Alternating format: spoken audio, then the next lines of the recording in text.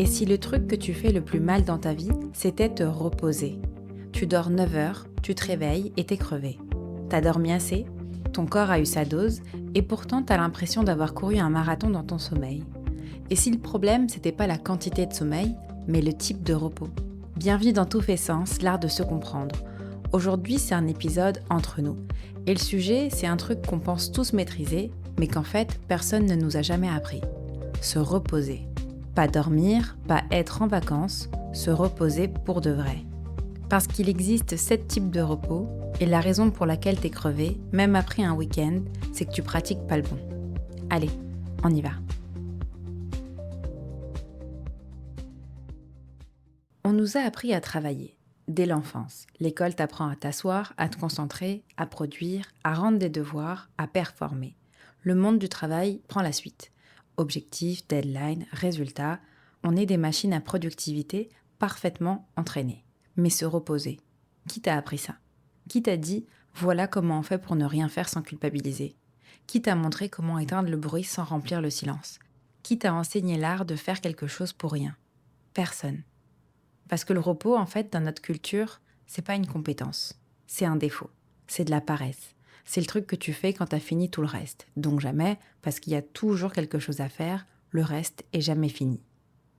Et du coup, quand on essaie de se reposer, on fait ça n'importe comment. On scrolle sur son téléphone et on appelle ça du repos, alors que notre cerveau travaille autant que devant un tableau Monday. On binge une série pendant 6 heures et on se sent plus fatigué qu'avant. On dort 10 heures et on se réveille épuisé. Parce que le repos, c'est pas juste dormir, c'est pas juste s'arrêter de bouger, c'est pas juste ne pas travailler. Le repos, c'est un besoin actif et il a 7 formes. La docteure Chandra Dalton Smith, médecin américaine, a identifié 7 types de repos différents. Et la raison pour laquelle on est tous crevés, même après un week-end, c'est qu'on ne pratique pas le bon type. Je vais te les citer un par un et pour chaque type, je vais te dire 3 choses. Comment tu le sens quand il te manque, comment tu le nourris et possiblement comment l'éviter. Allez, c'est parti. Le premier repos, c'est le repos physique. Quand il te manque ce repos, comment tu le sens dans ton corps? En fait, c'est très simple. Ton dos, il peut être bloqué. Tes épaules, elles sont souvent remontées parce qu'elles sont tendues. Tu as des tensions dans la mâchoire, dans le cou, dans le bas du dos. Tu te réveilles aussi fatigué que quand tu t'es couché. Ton corps, il est lourd. Comment nourrir ce repos? Il y a 2 formes de repos physique. Il y a la forme passive, qui est du coup dormir, faire des siestes ou s'allonger, celle que tout le monde connaît, et la forme active. Par exemple, s'étirer pendant 10 minutes le soir, faire du yoga doux, prendre un bain chaud, te faire masser. Le repos physique actif, c'est pas de l'exercice, c'est le contraire de l'exercice. C'est-à-dire que ça va être le moment où tu dis à ton corps « t'as bien travaillé, du coup, je prends soin de toi ». Par exemple, concrètement, ce soir, avant de dormir, allonge-toi au sol, pas dans ton lit, au sol sur une surface dure. Les jambes contre un mur, le dos à plat, et reste là 5 minutes. Tu vas voir, ton corps va te transmettre pas mal d'énergie et va te faire ressentir des choses que tu ne ressentais pas avant. Le piège avec le repos physique, c'est croire que dormir plus suffit. Tu peux dormir 11 heures, tu peux dormir 7 heures, ça va être la même chose. Dormir, c'est du repos physique passif, mais ton corps a aussi besoin de la forme active.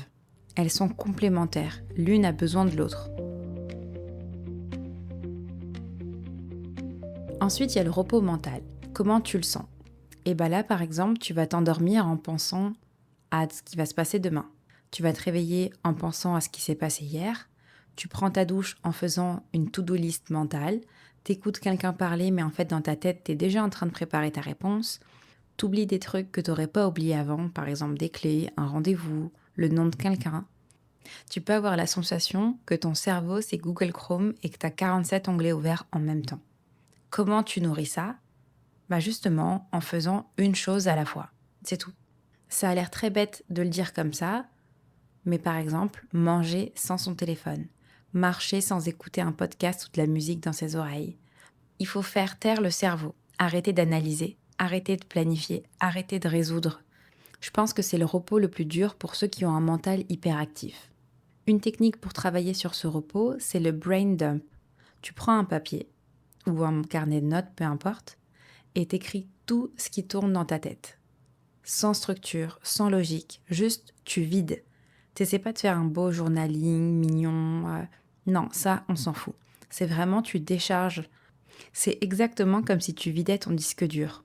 T'écris tout, puis tu poses le stylo. Et là, tu vas voir que dans ta tête, ça va être mieux.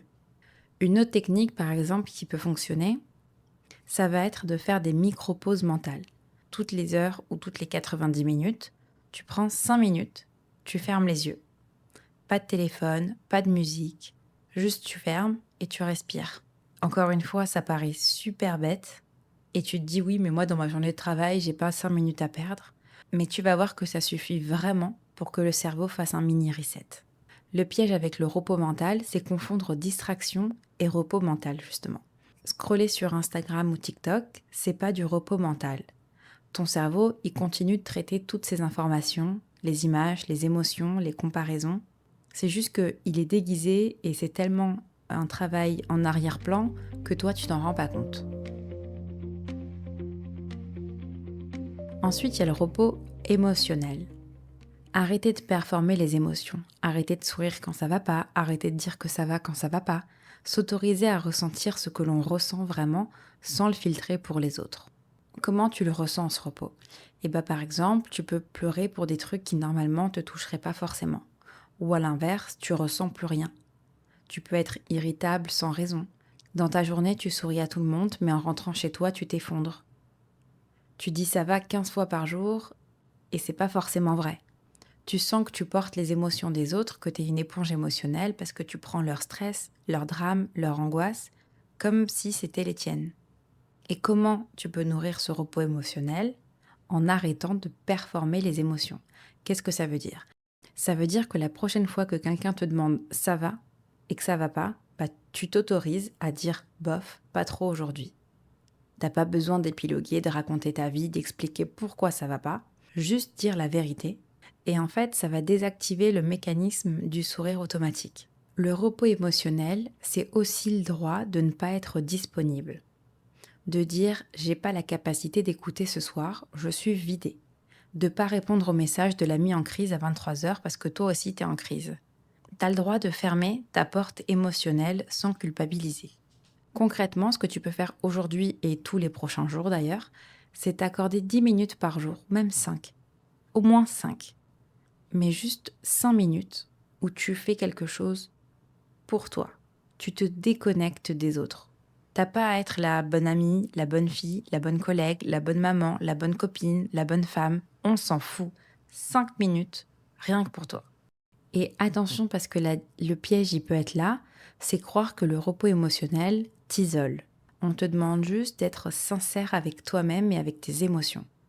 Tu peux être entouré et émotionnellement au repos, tant que les gens autour de toi ont conscience et ne te demandent rien en échange. Le repos social. Le repos social, c'est justement s'éloigner des interactions qui drainent. Pas de toutes les interactions, mais de celles qui te coûtent de l'énergie. Comment tu peux ressentir ce repos? Forcément, toi, t'aimes tes amis, mais après un dîner de 3 heures, tu peux avoir cette sensation où tu vas te sentir vidé. Moi, par exemple, j'arrive beaucoup plus à conscientiser quelles relations me drainent et quelles relations me nourrissent. Et justement, il y a des rencontres où il y a des réunions, il y a des conversations que je vais avoir avec une personne pendant 4 heures. Ce lien social-là va nourrir mon énergie. Ça va me stimuler, ça va me donner des idées. Vraiment, je vais passer un beau moment, ça va recharger mes batteries sociales. Alors qu'à l'inverse, il y a des conversations de 5 minutes qui peuvent me pomper toute mon énergie de la journée. Et pour ça, tu as besoin de temps seul pour pouvoir récupérer. Ou en tout cas, du temps qui te recharge. Comment tu peux nourrir ce repos-là? Justement, d'abord en travaillant sur quelles interactions te rechargent et celles qui te drainent. Une fois que tu as fait la distinction, une fois que tu les reconnais, tu vas savoir où aller. Évidemment, il faut aller vers les relations qui te rechargent et éviter toutes celles qui te drainent. Par exemple, ce que tu peux mettre en place dès cette semaine, si quelqu'un t'a invité à un repas, t'as pas envie d'aller, ou tu as une conversation que tu repousses depuis quelques jours, quelqu'un qui t'écrit «il faut trop qu'on se voit», mais que t'as pas vraiment envie. Au lieu de trouver une fausse excuse, au lieu de trouver un mensonge, Vraiment, prends le temps et dis-lui non, je ne suis pas disponible cette semaine, je ne peux pas. Ou je ne veux pas. Ou la technique, si tu es une personne qui a du mal à dire non, c'est de mettre une limite. Par exemple, de dire oui, je veux bien qu'on se voit, qu'on aille boire un verre, mais je suis dispo qu'entre 18 et 20 heures. Comme ça, tu sais déjà que tu as mis un cadre, que tu as mis une limite et que après 20 heures, tu peux partir. Déjà là, c'est une manière de travailler sur ton repos social. Le piège avec ce repos, c'est de se sentir coupable. Parce qu'on nous apprend que dire non aux gens, c'est égoïste. Sauf que quand t'es vidé, quand t'es pas bien, dire non, c'est te prioriser toi.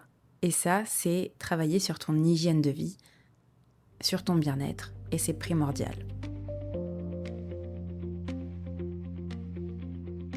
Le repos sensoriel. Le repos sensoriel, ça va être par exemple éteindre les écrans, baisser le volume, réduire la lumière. Le repos sensoriel, il est hyper important, surtout de nos jours. Comment tu peux ressentir ce repos-là? Si tu sens que tu es agacé et que tu sais pas pourquoi, que le bruit des bureaux, les lumières, les notifications, ça t'agresse. Si quand tu es au bureau, tu mets tes écouteurs, pas pour écouter de la musique, mais pour bloquer le monde autour de toi. Si tu as mal à la tête en fin de journée, que tu rentres chez toi et que la première chose que tu fais, c'est éteindre toutes les lumières et te mettre dans un petit coin tranquille, bah tu as besoin de repos sensoriel. Comment tu nourris ce repos? Et bien justement, tu éteins tout. Les écrans, la musique, les notifications, les lumières. Concrètement, quand tu rentres chez toi, par exemple, tu peux prendre 10 minutes avant de faire quoi que ce soit.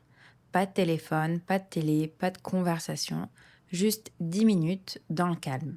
Tu vas te créer un petit sas entre le bruit du monde et ton espace personnel. Et ça va permettre à ton système nerveux de descendre d'un cran. Et ce soir, par exemple, la dernière heure avant de dormir, baisse toutes les lumières chez toi. Si tu peux régler la luminosité, essaie d'avoir juste des petites lumières tamisées par-ci, par-là. Pas d'écran. Prends un livre et surtout, évite ton téléphone.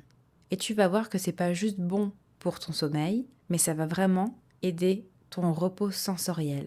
Le piège ici, c'est de ne pas se rendre compte qu'on en manque. Ce que je veux dire par là, c'est que de nos jours, on est tellement habitué à la stimulation constante, rapide, au snack content sur les réseaux sociaux, au bruit.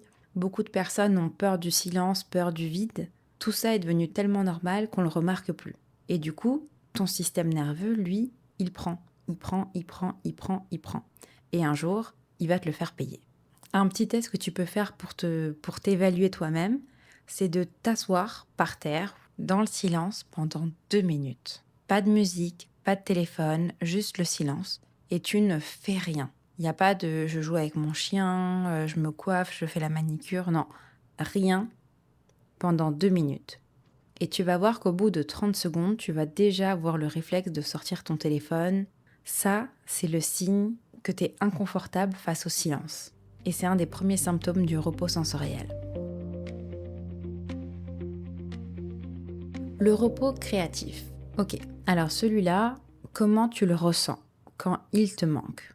Tu manques de repos créatif quand tu n'as plus d'idées. Ou que tu en as trop et qu'aucune ne te fait vibrer réellement. Tout ce que tu crées va te sembler plat, déjà vu, pas assez bien. Tu regardes le travail des autres et tu vas te dire « Mais moi, je serai jamais aussi bien. J'aurai jamais une meilleure idée. » T'as l'impression d'être sèche. Tu sais, de base, tu te considères une personne créative et là, tu peux très bien dire « Bah, j'ai le syndrome de la page blanche, quoi. » Et tu forces, mais il n'y a rien qui sort, rien qui te plaît vraiment. Du coup, comment tu peux nourrir ce repos créatif? Eh ben, c'est en consommant, mais en consommant de la beauté sans rien produire. Ce que je veux dire par là, par exemple, ça va être de regarder un coucher de soleil sans prendre en photo, te promener dans la nature sans sortir ton téléphone. Le repos créatif, c'est juste de s'émerveiller du monde qui t'entoure, de recevoir sans transformer, d'être spectateur du monde au lieu de créateur, et de consommer de la beauté, comme j'ai dit, pour le plaisir de la beauté. Et un petit tips ici, ça va être de t'intéresser à des choses qui n'ont rien à voir avec ton domaine. Par exemple, si tu fais des vidéos sur les réseaux sociaux ou sur YouTube, va voir une exposition de sculpture. Si tu écris des textes, des romans, des communiqués de presse, va à un atelier de mosaïque. Si tu fais du design, du graphisme, Va à un concert d'opéra. En fait, il faut nourrir ta créativité avec des ingrédients différents de ceux que tu utilises d'habitude. Et le piège avec le repos créatif, ça va être justement de transformer le repos créatif en travail créatif. Et c'est là où moi j'ai beaucoup de difficultés. C'est que par exemple, je vais regarder un film pour m'inspirer, pour faire un prochain épisode ou une prochaine critique. Même si je passe un très bon moment et ça peut me donner des idées, au final, c'est du travail déguisé. Parce que le repos créatif, il n'est pas censé avoir d'objectif. C'est du plaisir gratuit, celui qui sert à rien. Et c'est exactement pour ça qu'il va te remplir d'idées, il va te stimuler, parce qu'il n'y a pas d'objectif derrière. Ensuite, il y a le repos spirituel. Et lui, par exemple, tu vas le savoir qu'il te manque si tu fais tout ce qu'il faut. Le travail, les projets, les objectifs. Et souvent, tu te demandes, mais à quoi ça sert de faire tout ça? Pas en mode drama queen qui remet tout en question, mais juste cette petite question qui va créer un décalage entre ce que tu produis et ce que tu ressens.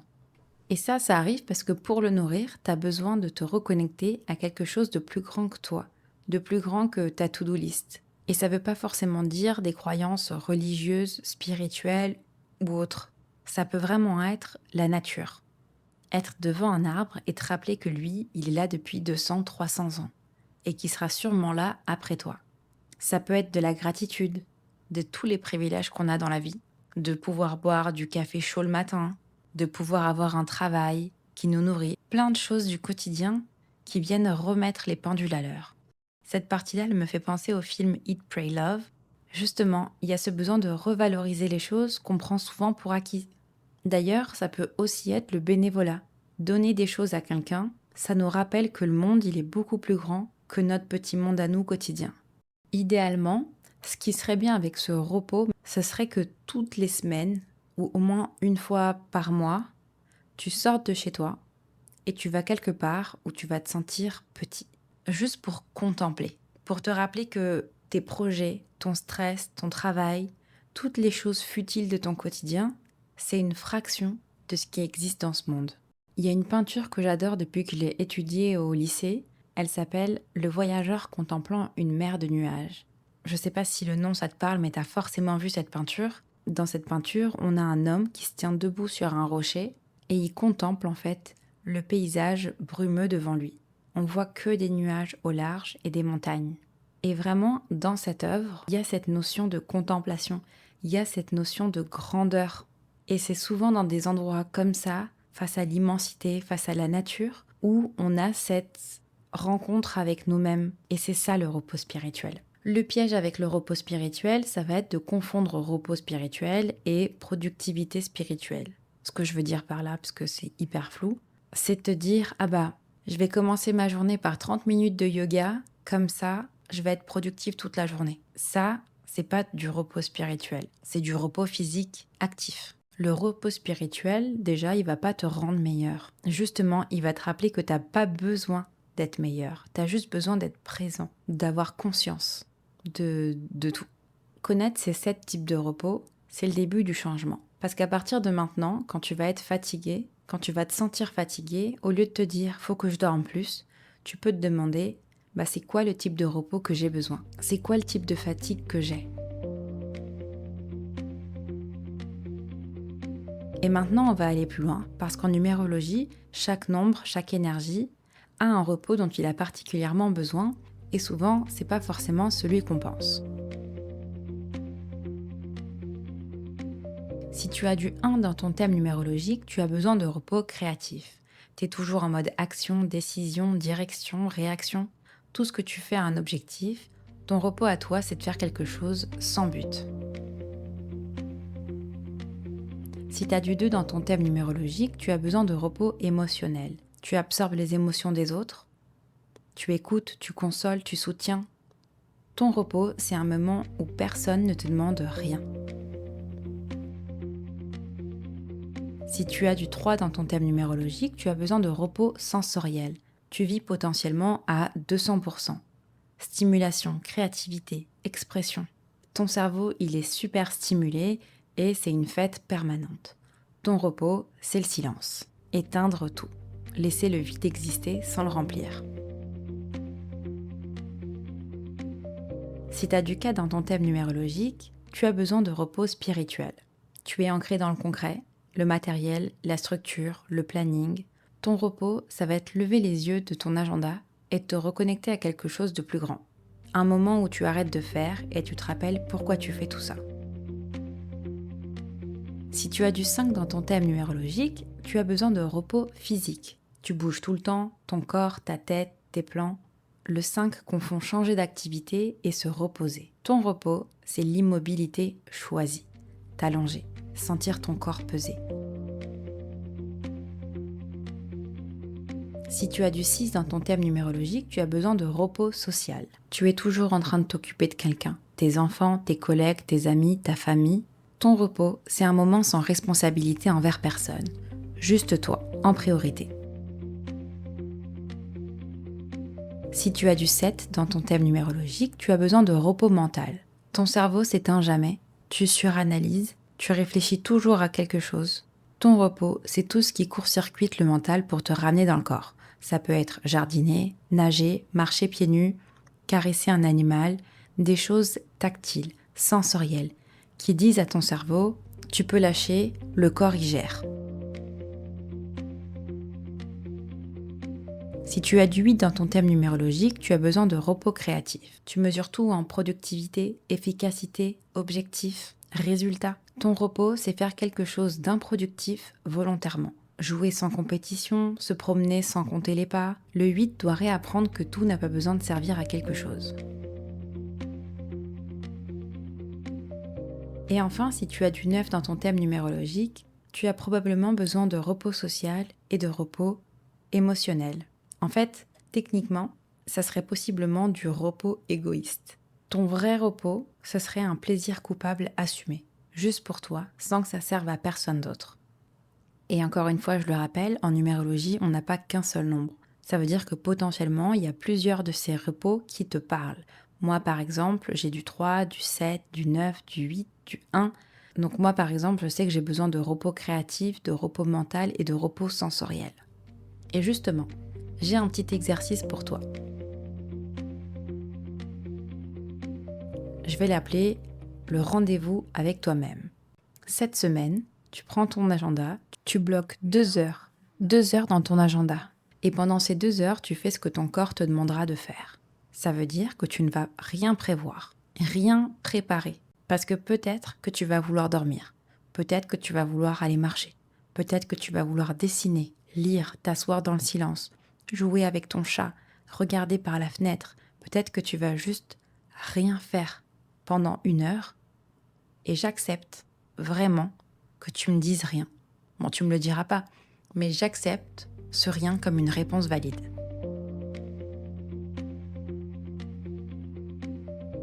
Avec cet épisode, justement, en plus de te présenter les 7 types de repos, j'ai vraiment envie que tu conscientises, que tu t'imagines et que tu saches c'est quoi le type de repos dont tu as le plus besoin en ce moment et qu'est-ce que tu fais pour le nourrir. Encore une fois, c'est pas est-ce que tu te reposes assez. Ça, je pense que je connais la réponse. Tu vas me dire oui, non, voilà. Mais plutôt de quelle fatigue tu souffres. Est-ce que c'est ton corps, ton cerveau, tes émotions, tes interactions sociales, ta créativité? Est-ce que tu te sens bombardé, trop stimulé, pas assez stimulé? Quand tu sais quel repos il te faut, tu sais quoi faire. Le repos, c'est pas de la faiblesse, c'est pas de la paresse, c'est pas du temps perdu. Le repos, c'est souvent ce rendez-vous avec nous-mêmes qu'on annule toujours. Voilà pour l'épisode d'aujourd'hui. C'était un épisode entre nous où je te parle des 7 types de repos physique, mental, émotionnel, social, sensoriel, créatif et spirituel. Si tu t'es reconnu quelque part dans un type de fatigue, dans une énergie ou dans le réflexe de remplir le vide, c'est normal. On est beaucoup en fait à ne pas savoir comment se reposer. L'important, c'est de commencer à apprendre et de travailler dessus. Si cet épisode t'a plu, tu peux me retrouver sur Instagram sous toutfaitsens.podcast. Laisse une note si cet épisode t'a parlé. N'hésite pas à me dire en commentaire ton nombre et quel repos tu as le plus besoin. Je suis vraiment curieuse de ta réponse. Et n'oublie pas, tout fait sens dans la vie, il suffit de savoir où regarder.